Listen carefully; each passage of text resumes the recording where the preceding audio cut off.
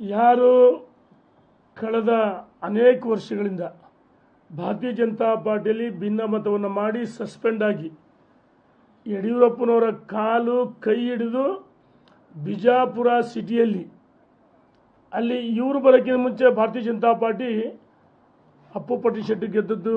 ಅದಕ್ಕಿಂತ ಮುಂಚೆ 89ರಲ್ಲಿ ಭಾರತೀಯ ಜನತಾ ಪಾರ್ಟಿ ಆಯ್ಕೆ ಆಗಿತ್ತು. ನಾನು ಕೇಳಕ್ಕೆ ಇಚ್ಛೆ ಪಡ್ತೀನಿ, ಸನ್ಮಾನ್ಯ ಬಸವಗೌಡ ಪಾಟೀಲ್ ಯತ್ನಾಳ್ರವರೇ, ನೀವು ನಿಮ್ಮ ಮೂಲ ಕ್ಷೇತ್ರ ಬಬಲೇಶ್ವರ ಕ್ಷೇತ್ರದಲ್ಲಿ ಯಾಕೆ ಸ್ಪರ್ಧೆ ಮಾಡೋಕ್ಕೆ ನೀವು ಹಿಂದೇಟಾಗ್ತಿದ್ದೀರಿ? ಅಲ್ಲಿಯ ಕಾಂಗ್ರೆಸ್ಸಿನ ಪ್ರಭಾವಿ ಸಚಿವರ ಜೊತೆ ಹೊಂದಾಣಿಕೆ ಮಾಡಿಕೊಂಡು ಮ್ಯಾಚ್ ಫಿಕ್ಸಿಂಗ್ ಮಾಡಿಕೊಂಡು ನೀವು ಈಗ ಶಾಸಕರಾಗಿದ್ದು ಯಡಿಯೂರಪ್ಪ ಅಪ್ಪು ಪಟ್ಟಿಶೆಟ್ಟಿ ಟಿಕೆಟ್ ಕೊಡಿದ್ರೆ ನೀನು ಶಾಸಕರಾಗ್ತಿರಲಿಲ್ಲ. ನಿನಗೆ ರಾಜಕೀಯವಾಗಿ ಜನ್ಮ ಕೊಟ್ಟಿದ್ದೆ ಬಿಜೆಪಿ, ಯಡಿಯೂರಪ್ಪ ಮರಿಬಾರ್ದು. ನೀನು ರಾಜಕಾರಣಕ್ಕೆ ಬರೋಕ್ಕಿಂತ ಮುಂದೆ ಹೇಳ್ತೀಯಲ್ಲ, ಭ್ರಷ್ಟ ಅಂತ ಹೇಳ್ತೀಯಲ್ಲ,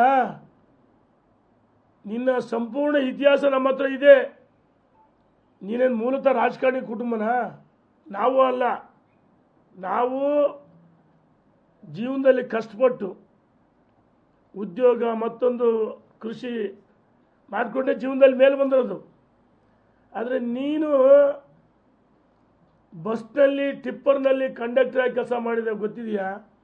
ನಿನ್ನ ಇತಿಹಾಸವನ್ನು ಹೇಳ್ಬೇಕಾ? ಇತಿಹಾಸ ಎಲ್ಲವೂ ಹೇಳ್ಬೇಕಾ? ಇನ್ನು ಆ ಬಸ್ಸು ಮತ್ತು ಟಿಪ್ಪರ್, ಬಸ್ನಲ್ಲಿ ಕಂಡಕ್ಟರ್ ಆಗಿ ಟಿಕೆಟ್ ಹರಿತಿದ್ರು, ಟಿಪ್ಪರ್ ಡ್ರೈವರ್ ಆಗಿದ್ರು. ಅದಕ್ಕಿಂತ ಮುಂಚೆ ಬೇರೆ ಇತಿಹಾಸ ಇದೆ, ಅದನ್ನು ಈಗ ಸದ್ಯ ಕೇಳಲ್ಲ.